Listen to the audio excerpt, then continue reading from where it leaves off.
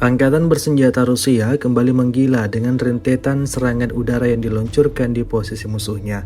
Rekamannya ramai beredar di media sosial Telegram pada Jumat 7 Juni 2024. Tepatnya di wilayah Kherson, militer Rusia ciptakan badai rudal di titik pertahanan Angkatan bersenjata Ukraina.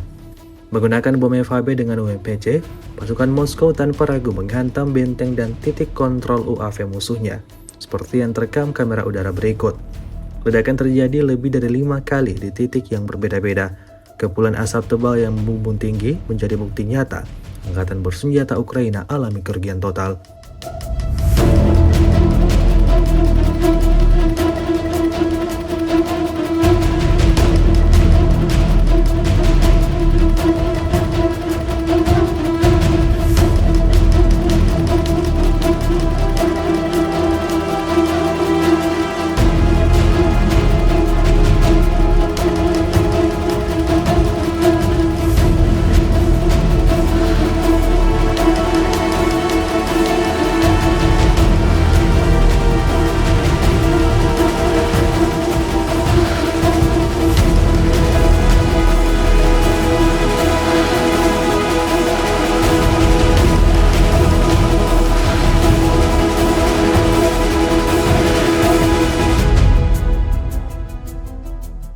Download Tribun X sekarang, menghadirkan lokal menjadi Indonesia.